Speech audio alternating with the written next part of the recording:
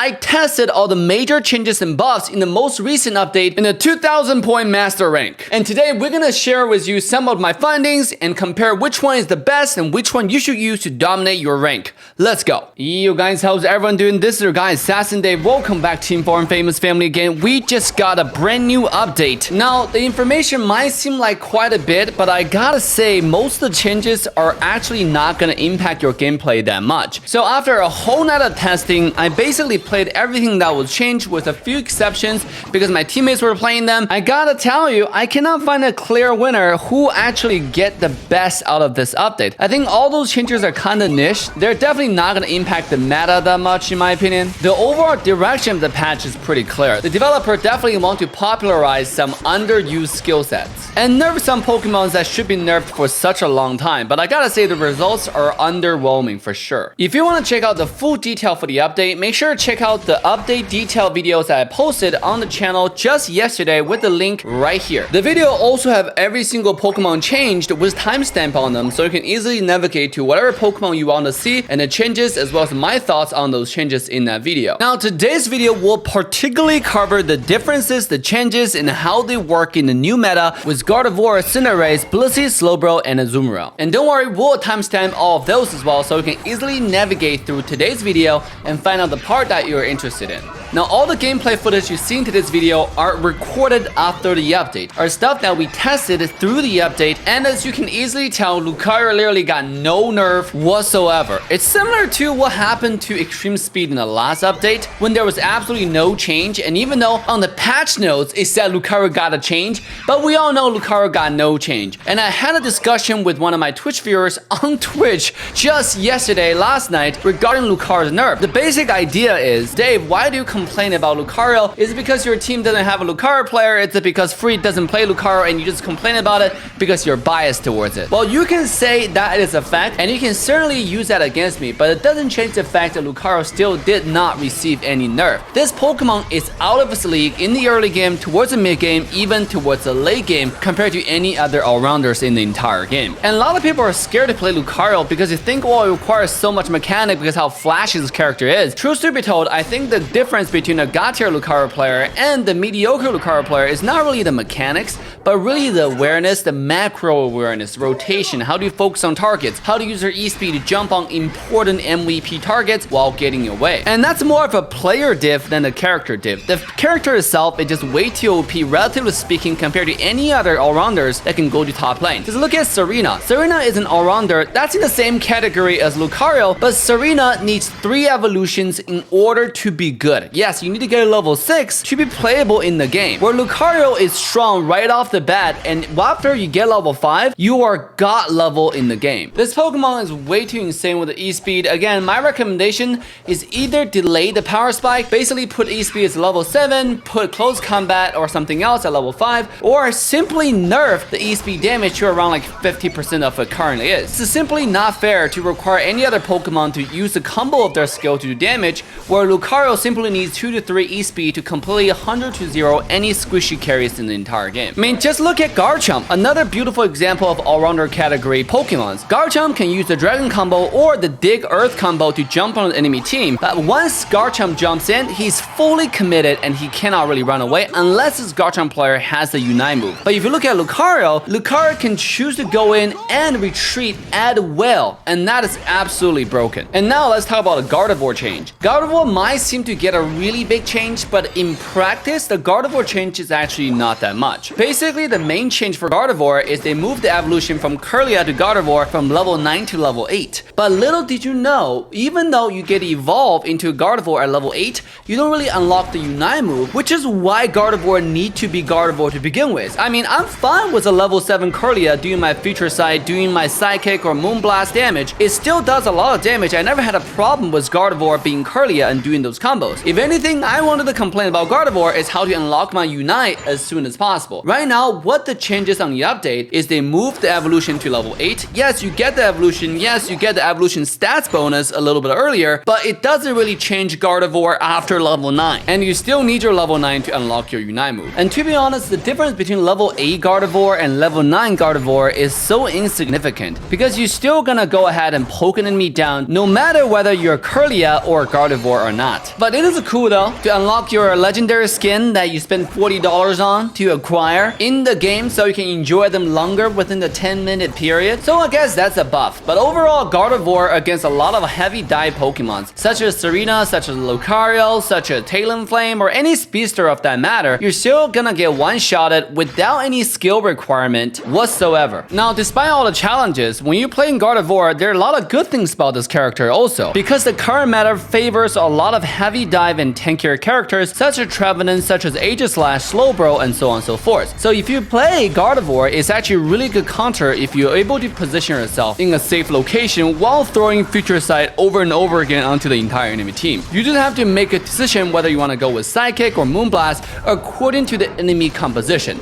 Do they have a lot of hyper mobility characters like Serena or Lucario, or are they mainly clumsy tanky characters such as Trevenant or Mamoswine? If enemy have a lot of tanks, and you really just want to go with Psychic for more damage and for more special attack penetration. But if enemy just have a lot of assassins, obviously Moonblast is going to be a better choice. Overall, I would give this update to Gardevoir a 2 out of 5 for the fact that it is a little buff for Gardevoir, but it doesn't really align with how exciting it sounded on the text. If you read the text, you'll be like, oh my god, Gardevoir gotta change level 8 Unite move just like Sylveon, Espeon, just like Blissey, like Wigglytuff. But no, that's not what you get. All we got is an earlier evolution and nothing else. Now let's talk about Blissey. A lot of hype being generated in the creator community talking about Blissey can healing tremendous amount of HP now. This Pokemon is absolutely insane. It's broken. Dave, why do you consider it as a nerf? It's supposed to be a buff. Well, to be honest with you, I enjoy the Egg Bomb buff. I enjoy the fact that you can use a lot more frequently and you can heal a lot more or just quad control a lot more and be a lot more annoying. But after much testing, we found there are very little scenarios when Soft Boil is actually better than Safeguard.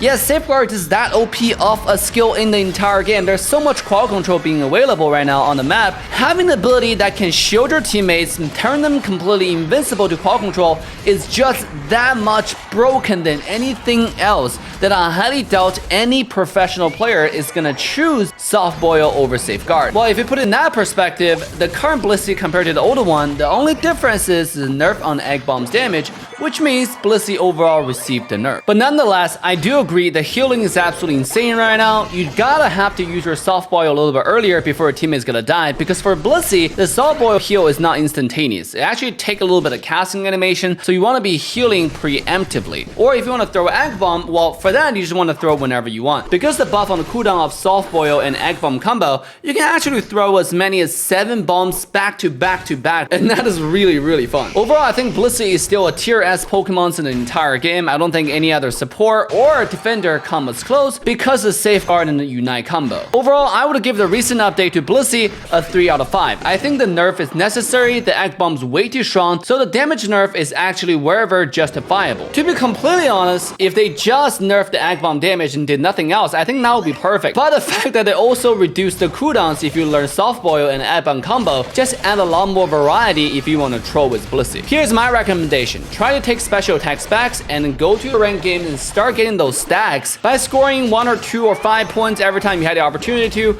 Once you get 6 stacks, just see how much damage and how much heal you can do with Egg Bomb and Soft Boil. If you watched the video to this point, make sure to smash a like, subscribe, and turn the bell on to all notification bells. This way you can get a buzz every time a new banger video goes live. And remember to use the link in description to join us on our daily live streams so you can witness all this type of action live and ask me any Pokemons that you want to see in Master Rank solo queue.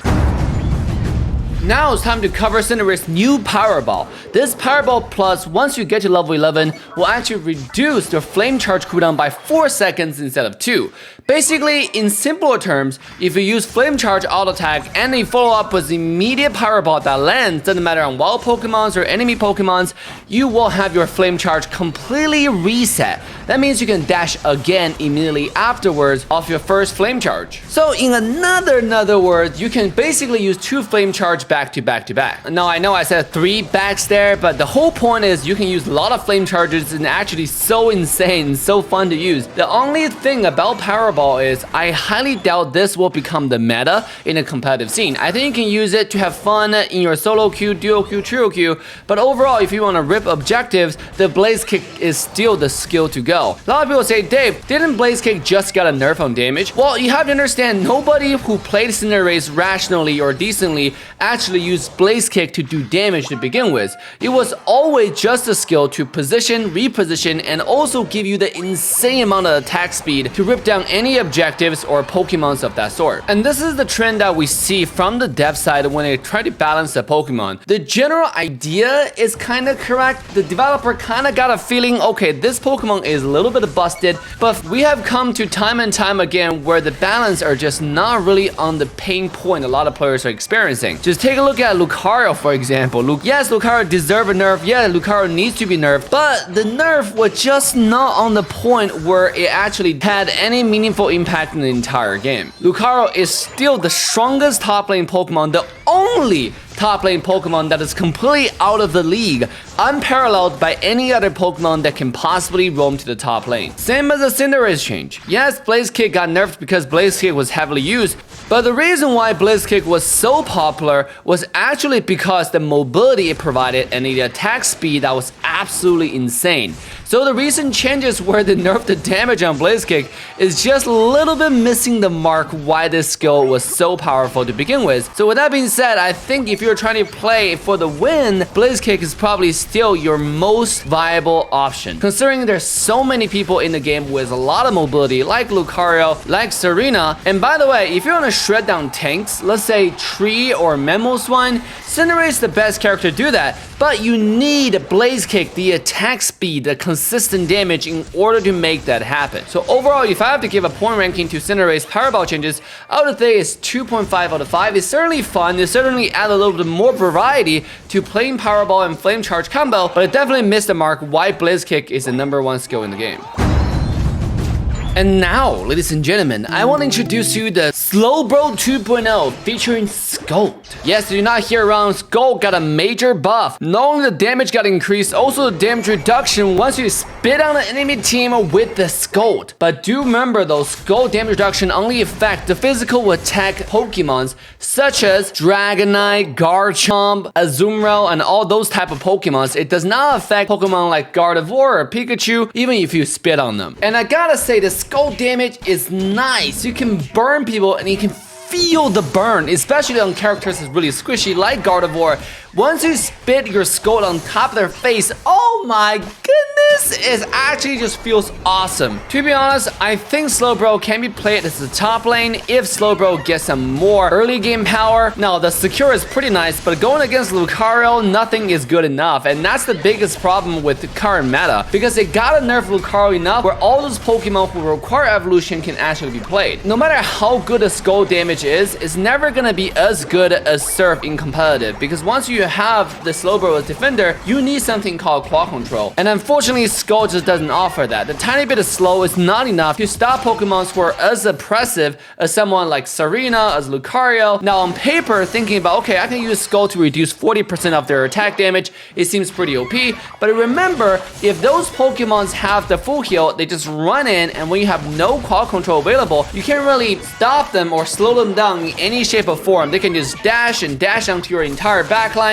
and use Unite move or whatever combo they have to completely eliminate your entire team, and that is really, really sad. We tried to Scold many times in competitive rank, and I gotta tell you, it never works that well. Surf is just so much better if you want to stop the enemy in their tracks. Nonetheless, it doesn't stop the fact that Scold is still really fun in conjunction with Slowbro's Unite move. This can just be played in the solo queue, duo queue, trio queue with your friends. If you use your Scold properly, you can do a lot of damage and feel like a carry even though you're playing a defender. There's one other thing we gotta talk about is Slowbro's Unite move. The cooldown apparently got a buff where now you have a shorter cooldown on your Unite move, but it doesn't really change much in the actual combat. After many games with Scold, Slowbro, which on paper is supposed to be able to farm faster thanks to how short the cooldown is for Scold and how much damage it does, but it still doesn't change the fact that you can use probably 2 to 3 Unites maximum. If you're able to get to 3 Unites in one game, you're really popping off on Slowbro. But you see, if you're popping off on Slowbro before the update, you could still stretch your 3 Unites. If you're able to get your first Unite right after first Strenal, and then you might be able to get a 3 Unites. So I guess what I'm trying to say is the buff on the Slowbro Unite timer did nothing to Slowbro at all. So overall, I would have to give the Slowbro buff a 2 out of 5. I think it's fun to use, but again, it's missing the point why Slowbro is not really that great compared to Blissey and all that. The power Spike came way too late at level 9, and nobody's really gonna use Scald in competitive gaming.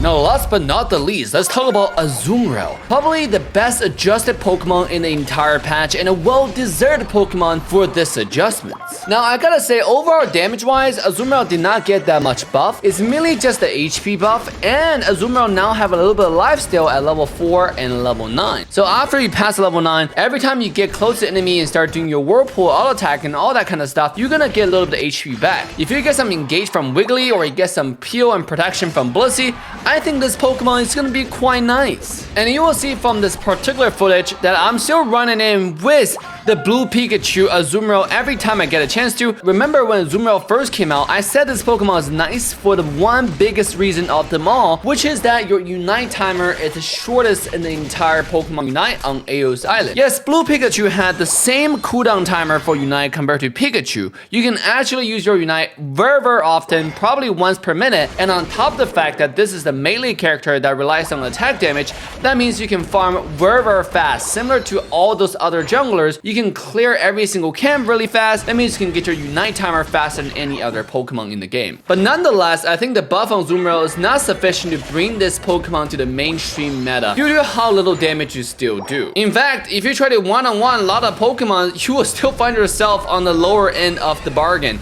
If you try to one-on-one a Serena, try to one-on-one a Garchomp, I can still tell you there's very little chance you're gonna win that one-on-one trade. I think just 2 days ago, I was playing Gengar and I still one-shotted this blue Pikachu, this very cute Pokemon, with one singular combo, even with the buff. The fact that is, they should have buffed the Pikachu's damage a lot more and make it a little bit more sustainable in a one-on-one, because this Pikachu is only good for one-on-one, and if he's somehow not the strongest one-on-one Pokemon, it just feels a little bit off. I mean, if you think about it, the way to counter Azumarill is to not one-on-one this Pikachu, theoretically speaking. But in practice, right now a lot of Pokemon can one-on-one him, not even doing the 2-on-1, just feels kind of sad. Then what is Azumarill really good for? If you can 2-on-1 him, 3-on-1 him, and 1-on-1 him. Like, why would you ever pick this Pokemon over any other Pokemons that can do the job harder and better? For example, you could easily pick Serena and just destroy the entire team and destroy anyone one-on-one if that's something that you want to do.